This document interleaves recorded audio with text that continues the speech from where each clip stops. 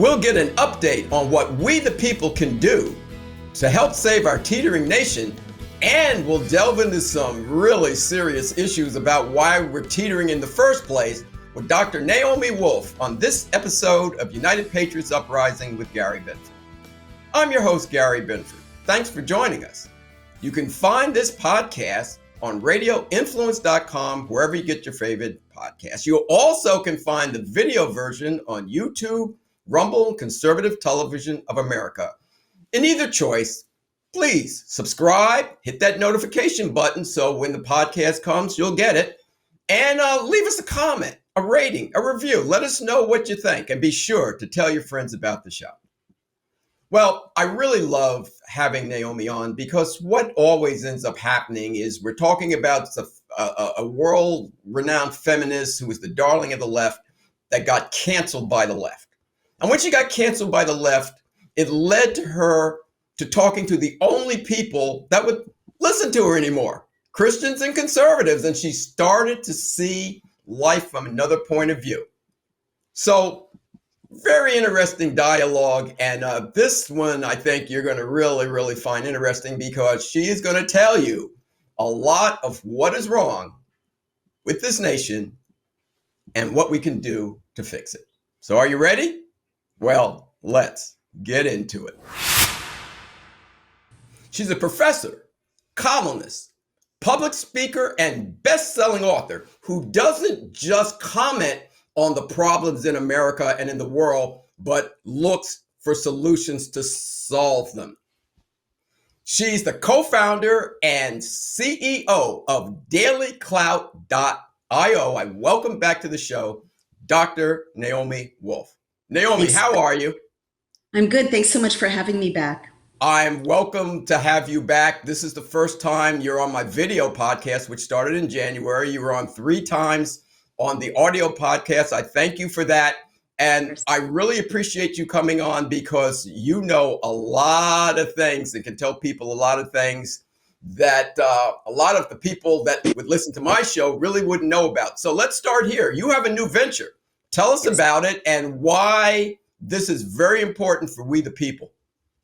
Thank you. It's so exciting. Well, as you kindly mentioned, I co-founded a site called dailyclout.io, which is news about democracy, basically human rights, the Constitution, civil liberties.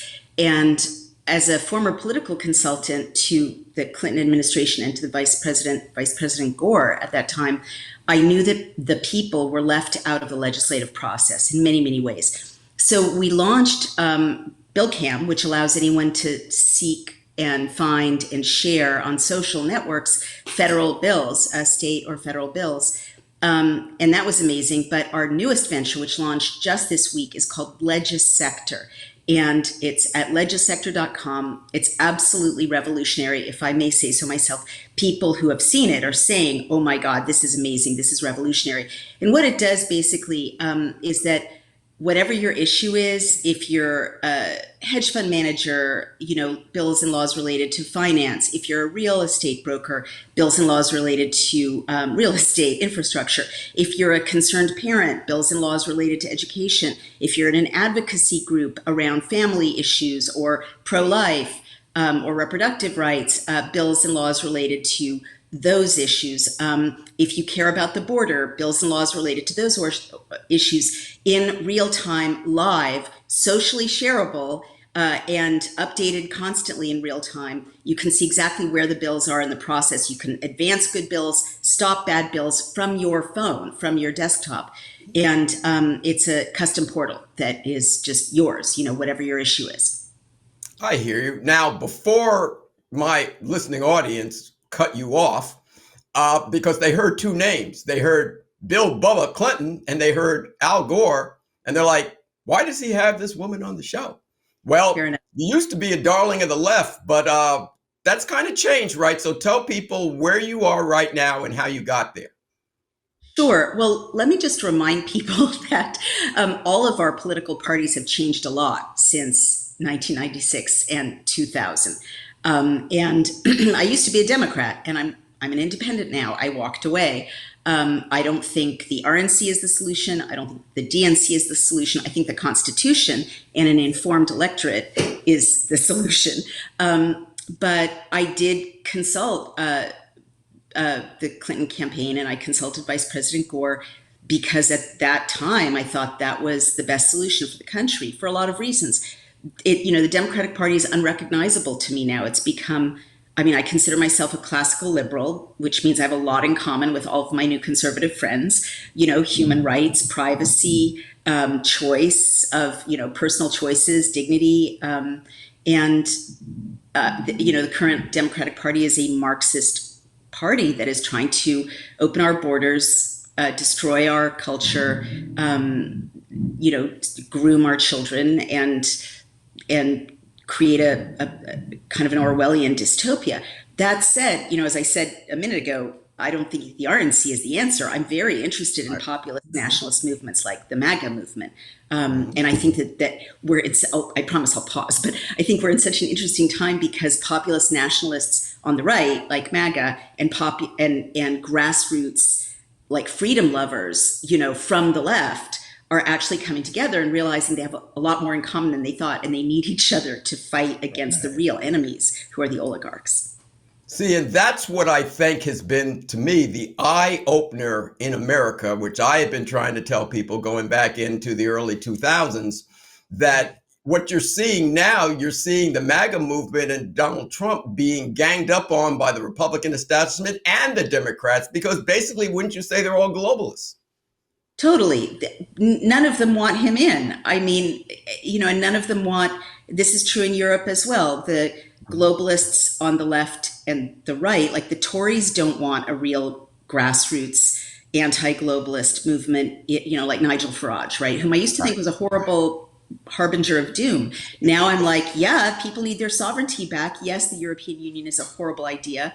Germany, MEP Christine Anderson, who's so extraordinary, she's being branded as a Nazi. Well, they just want their sovereignty back. The German people who support her want to be able to determine their own fate. I think we've all kind of woken up, not all of us, it's a fight to still alert people, but the threat is not, left or right. The threat is losing our sovereignty to a global elite who transcend political parties and use political parties to advance their own agenda.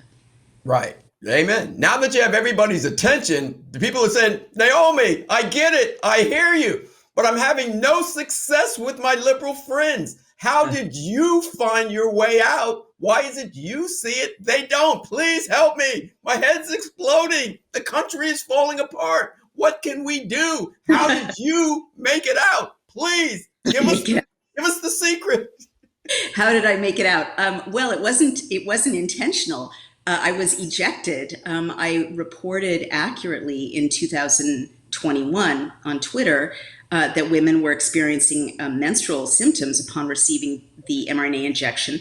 This is a beat that's been my beat since the 90s. For 35 years, I've reported on women's health and women's reproductive and sexual health. It's like I was famous and beloved around the world, for doing that. And so I did it again in 2021, and it was a forbidden thing to do. And I was deplatformed from Twitter and Facebook and YouTube all at once. Turns out at the behest of the White House, for whom I had voted, and smeared globally, and I became depersoned by the left. So that helped me kind of wake up, because the only people who talked to me were conservatives and libertarians. So I learned a great deal. And that's the subject of my last two books, Facing the Beast and The Bodies of Others. But to your question, I have this conversation with my friends all the time. I have like 5 formerly liberal friends who had the same journey of, oh my God, how did they not see this? That I did. And I honestly think that this is a metaphysical crisis and can't be explained in normal human terms. In other words, I think we're in a spiritual battle, and I actually think that there is some kind of delusion, like the Bible talks about, a strong delusion. Right. I literally see people who are highly educated, critical thinkers, journalists, managing directors of companies, editors, unable to put the pieces together. They were critical of big pharma their whole adult lives. They knew about thalidomide. They knew about, you know, all the things, too much estrogen and birth control pills, all the things. And they just bowed down to pharma in 2021, 2022. They knew about discrimination. They knew about the Jim Crow laws. They knew about the Civil Rights Act of 1964. And they bowed down and they objected, right? They would never discriminate against a gay couple or, an African American person. Bowed down in 2021, 2022 to create a discrimination society and endorse it and police it based on medical status. And they don't see any conflict there. People who said, my body, my choice about abortion, and that your conversations have to be private with your doctor about reproductive issues, embraced, Sotomayor and Elaine Kagan on the Supreme Court embraced health Nazism, in which the state gets to make your medical decisions. So I really can't explain it except that, I think about biblical phrases like the scales fell from my eyes. I mean, I've had this experience of spending the last 2 years with my team of 3,500 doctors and scientists who have read through the Pfizer documents and that were released under court order, and they've written 96 reports. It documents the greatest crime against humanity in history. I'm the granddaughter of a refugee of Nazi Germany. Well, how can I put this? Nothing that is presented to my former team registers, and so when I say I've reached the conclusion it's metaphysical, I've literally had the experience of talking for the last 2.5 years to half the country who are listening, and they're God's people, right? And I can't explain that. Like the people who are tuning in, the people who are hearing the warning, who are telling their daughters and granddaughters, don't take this, don't give this to the kids, they have a relationship with God. And the people I've been trying to speak to, disproportionately don't. So I literally, it seems biblical. It seems like I'm reading Exodus right now. It's like these ones were, the angel of death ignored their firstborns and didn't take their firstborns, and they had a relationship with God, and these ones, they took the firstborns. And it's like, how do you explain it? I can't explain it because it's the same conversation in, English. It's literally an urgent call, this will give you a stroke. This will, cause your daughter or granddaughter to lose their baby. You could die from this. And half the country can hear me and half can't. I can't explain it except spiritually. Well, you just explained it, because this is what it is. This nation was founded, the founding fathers, they birthed this nation on Christian Judeo values, and God is involved. And this is the fight right now. See, you understand we were about to lose our freedom. See, and I laud you, and I have this respect for you and keep bringing you on, because there's a lot of people that came to the same understanding that you came to, but won't help us save the country. You have no idea how many people that will tell me they see all the problems on the left, and then they go, but what do you want me to do? Vote for Trump? Yeah. See, and the point of the matter is they're not willing to save America. Now, as you know, Lenin, Stalin, they talked about the useful idiots, the people that think it's about their issues. They think it's about abortion, or they think it's about same-sex marriage. They think it's about the environment, but it's really about the revolution. And by the time they figure it out, it's too late. You saw what Mao did to them. You saw what Stalin and Lenin did to them, because they're disloyal to their country and they know they can't trust them. The beautiful thing about you is that you have at least seen the light and are trying to now wake people up. And that's so important, which leads me to this. As a woman that has been noted and lauded for so many years by the feminist community, I'm not going to say I'm stunned, because I understand it, but I want to find out from you, are you stunned that feminists have not taken up the mantle to fight what is going on with what constitutes a woman, what constitutes a man, and allowing the schools to take away the right from parents to have their children be what they were born? It's a really tough discussion. I will not minimize how difficult it is. I mean, the Marxist infiltration, which I believe is real, and I believe that China has a huge hand in it. Also, of course, the World Economic Forum, the World Health Organization, Bill and Melinda Gates Foundation, they are externally dividing our country, right? And they're using quote unquote gender ideology as one way to do it. So I've studied the gay and lesbian movement for the last decade of my life. It was the subject of my doctoral thesis at Oxford, the first gay rights pioneers. And what we're seeing now bears no relationship to the history and goals of the gay and lesbian movement and even the transgender movement until literally 3 or 4 years ago. Meaning the LGBTQ movement used to be a privacy-oriented, rights-oriented movement that was aligned with many things that conservatives care about. Maybe not, biblical decisions about, whom you should have sex with, but certainly it was a libertarian movement. It was like, you do what you want to do, I'll do what I want to do. We won't intrude on each other in state, by using the state to invade each other's privacy. It was profoundly libertarian. And now, and transsexual or transgender people, there was no coinage of trans, and I'll, explain that in a minute if you like.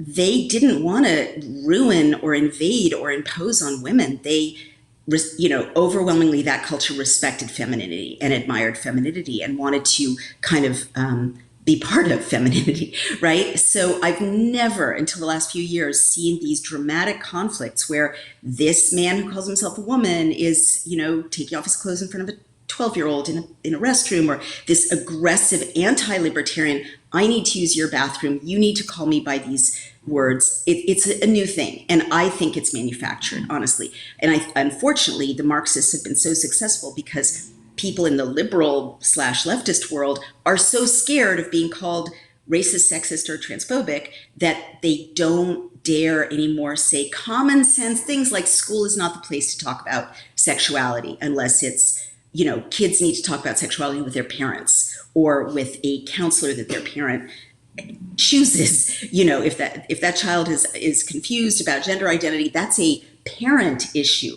And so this is what's so horrible. Kids are being, I think it's grooming for breaking down the sanctity of childhood and traumatizing children by kind of exposing them to adult sexuality way too early. I think the trans packaging is secondary, and what's primary is that schools are no longer safe. They're being turned into places where adults talk about sex to kids all the time, and that is traumatizing and distracting and disorienting, and we're seeing this rise in mental health issues among kids. So that's my analysis. I don't think it's organic at all. I think it's thoroughly manufactured to divide us and to paralyze us as parents. Why aren't feminists pushing back against this biological men playing female sports? I thought feminists, it was about protecting the rights of women. Now you have biological men playing female sports, and they're strong. They may look like a woman, but they're not.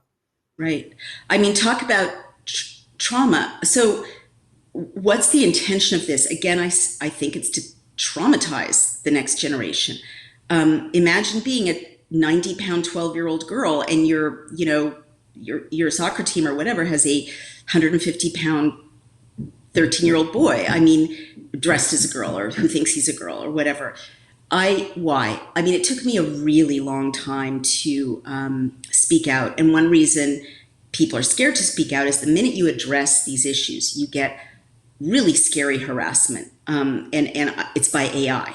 So that's interesting, right? That's how I can tell it's an artificial wedge issue. All these bots and trolls come at you no matter what you say to heighten the drama. I used to think this is an easy problem to solve. Have a third bathroom or have a third category in sports, or, say if you're XX, you play this team. If you're XY, you play that team. It's not discriminatory, right? We don't have to twist ourselves into pretzels. But I think feminists are scared to raise this again because they don't want to be canceled. Like I was canceled, right? Thoroughly canceled. I lost everything. I lost investors, I lost professional opportunities. People are terrified of coming up a little bit above the parapet and being called a Trumper or a, white supremacist or a transphobe, all the names that you get called if you raise one little question about this agenda. And honestly, I think there's another thing going on that is very creepy, and I'm seeing it in Brooklyn, which is that it's becoming a status symbol. Like women, it's always, I hate to say this about my gender, but when there's a social contagion, you can count on upper middle class white women to police it and enforce it. I mean, that was true of masks. It was true of, so many crazy things. No disrespect to them, but what I'm seeing is upper middle class white women. They have very competitive social networks. I've been part of them with private schools. They're like terrifying, right? You're either in the in crowd or you're completely in outer darkness. And having a trans middle schooler has turned into a status symbol among those women. So I think that's why nobody is saying, wait a minute, do we need to have drag story hour for kindergartners, or do we need images of fellatio in, the school library? Right? Well, Naomi, I have to stop you right there because there's a couple more things we need to talk about. But the one thing I do want to say, I'm glad you're starting to see this, but I can straighten this out for you just in a couple sentences. First off, God created everybody, male and female. All of everything that you're talking about right now is an abomination to him. It may not be an abomination to you and your friends, but it's an abomination to God.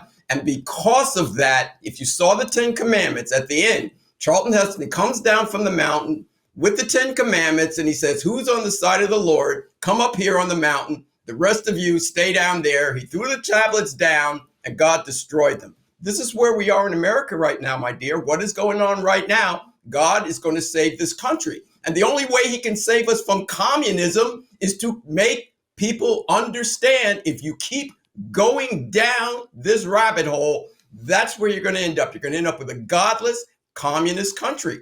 And that's why these things, we have to stand up and say, no, thus says the Lord, and I'm standing over here.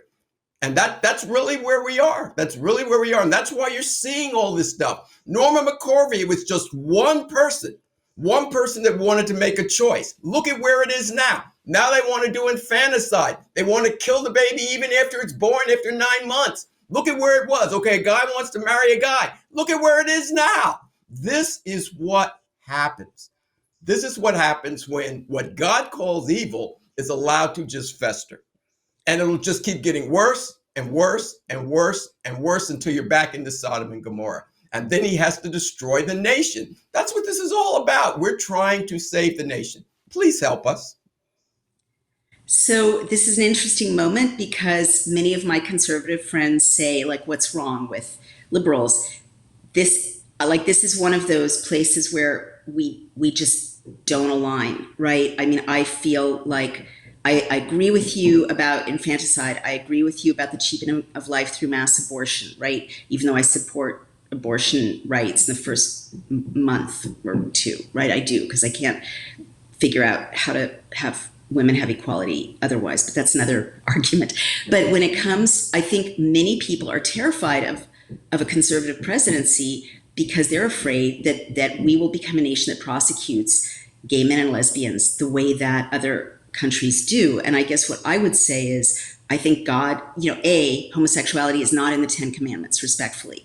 And even the passage in Leviticus that said that people base their objection to homosexuality on is kind of ambiguous. Man shall not lie with man the way he lies with a woman. It's an abomination. That word abomination in Hebrew has a lot of meanings. And, eating shrimp is an abomination, so people do a lot of... Naomi, see, we'll get into that. I'll bring you back. We can get into a real biblical conversation, but you know why Sodom and Gomorrah was destroyed, but the point of the matter here right now, we want to save this nation. You have taken a stand. There are issues in which you have aligned and are trying to show people if we don't fight this battle right now, we're going to lose this country and lose our freedoms. What can you tell people they can do to wake up, see the light, and realize You've got to stop the left now, because they're on the road to destroying us and taking away all of our freedom. If you agree with what I just said. Well, I agree with your general principle. I think it would be really helpful if conservatives who feel as you do said, if they really want to elect, President Trump, or have these values, it would be very helpful if they use language like, God loves everybody, and these are my private views that homosexuality is wrong or whatever, and or like we haven't talked about this, but theocracy, right? Like, I'm Jewish and I'm nervous about conservatives being in power and creating a Christian nation when our nation was founded for religious freedom and religious liberty. So those are just two minor critiques. But Naomi, we said this the last time around. Christians believe in freedom. I'm not going to stop another person from what they want to think or do. We give freedom. Look at what the left is doing. They're taking all the freedom away. You can't now do this. I agree You with can't you. say that. That is an awesome soundbite. Like, that's awesome, because I want you guys to win right now. I really do, but it would really be reassuring, and it would attract a lot of undecided voters or upset Democrats if people would say, you know what, we believe X and Y, but that's, you are free to do what you want to do. We believe in freedom. So having said that, what can people do? Because I know you want to bring me back to the sort of how do we save our nation? Duly noted. We have to do so much. Daily Clout partnered with a group called American Voters Alliance. We've drafted a model bill to compel election integrity, and we need to pass it by November. So there are 5 states now that have adopted it, are pushing for it. One state, Maine, already tried, and it was defeated by the Democrats. It's a very interesting bill because not only does it solve ballot harvesting, insists on paper ballots, voter ID, same day vote counting, human vote counting, no absentee ballots. But also it's a bill that smokes out who's really trying to destroy this country, because it's the Democrats who keep opposing it and Republicans keep trying to pass it. So please download that bill from dailyclout.io. It's right on the homepage. Send it to your state representative. Organize your neighbors in a potluck. Get this passed. And I will go to any state house on my own dime to lobby for it if you invite me through a state representative. What else can you do? I think, I always end conversations like this with, I think horrible things are going to happen between now and November, because I think these Democratic Marxists do not want an election. They don't want President Trump to win. They don't want America to be restored. It's that simple. So I think, and I'm not partisan, I'm talking about external forces, right? So what people need to do is prepare for that. And so get your food supply in, get a generator, print out your financial documents because the grid may go down, learn to shoot, get a gun. I'm not. You did, right? I did. And I believe in all of that. Get your medical kit, your medical supplies. I've been doing a series on natural remedies because we can't trust pharma anymore. So to be as self-reliant as you can possibly be, get to know your neighbors, make friends with your neighbors, go to church, go to synagogue, tighten your communities, pray, because it's going to be a very dangerous few months. And I'm just going to remind people that unfortunately everything I predicted since 2021 has come true, because I studied closing societies, I studied fascism and totalitarianism, and it's a very simple game plan. So next up is here in New York, there was just a subway shooting. I was on that same line earlier that day, and the drumbeat is, Governor Hochul has released the National Guard to take over the role of civil policing. Where's the National Guard? Send them into the subways, look in people's bags. That's a theater to create that's a police state. Like, that's the end of democracy, when the military is taking over the role of civil policing. You no longer have a democracy. So people really need to fight these moves that are coming at us. Banning TikTok, right? That's an opening salvo to banning you, banning me, right? Just, upending the First Amendment. They're after our Constitution, and we need to stand strong and fight. Well, I have a major problem with TikTok because I know where its origin, I know where it starts, and I know what it's about, but that's another story. We'll save that for the next time. Naomi, thanks for coming on. Please tell people how they can reach you and anything you'd like to promote. Thank you so much. So we need everyone's help, especially to pass this model bill. It's very expensive. So please go to dailyclout.io, become a member, become a donor, a supporter. You can support us also on my Substack, which is called Outspoken. And you can order the Pfizer book online from our website, Daily Clout, or you can go to Amazon and order the sequel called The Pfizer Papers and give that to people you want to save or people who are having health problems. It'll help them a lot. You know, I always love talking to you because I learned so much from you because you've been on the other side and you actually know how they think. And I really appreciate the fact that you have seen the light, because a lot of people have seen the light, but they're going to stay there and let their brothers and sisters just drown and end up in a communist nation. The one thing that we have in common, you love freedom and I love freedom. Very true. I want to thank Dr. Naomi Wolf for coming back. This is her fourth time. And, we really get into a spirited conversation. And one of the things I love about Naomi is we can talk on the air, give and take, and she'll tell me exactly what she thinks, and I will tell her exactly what I think. And as you noticed, the conversation, it got spirited, but it always stays respectful. So I respect her. And I love the fact that she is seeing the light and trying to do something about it, because there are so many people that I know who know we're in the midst of an attempted communist takeover, who know we're in the midst of a section of this country trying to turn us into a godless country. And all they have to say is, what do you want me to do? Vote for Trump?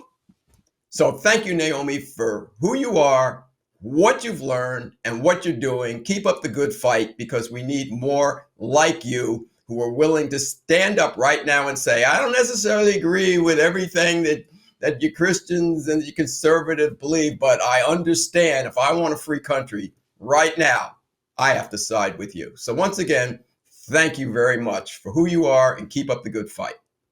This podcast is available at radioinfluence.com or wherever you get your favorite podcasts. Hope you subscribe, leave a rating and a review, and be sure to tell your friends about the show. The video version you can find on YouTube, Rumble, and Conservative Television of America. And once again, hit that subscribe button, put your notification on, so every Tuesday when it drops, you'll get it. There's also an audio archive of this podcast where there's more than 150 high-profile guests who have previously been on the show.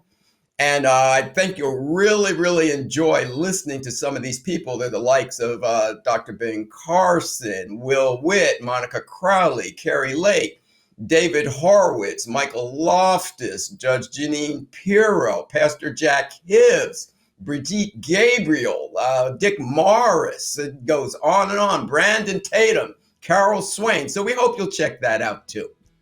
Well, that's a wrap for now, folks. So thanks for joining us. So until the next time, this is your host, Gary Binford, saying, God bless you, God bless your families, and God bless America.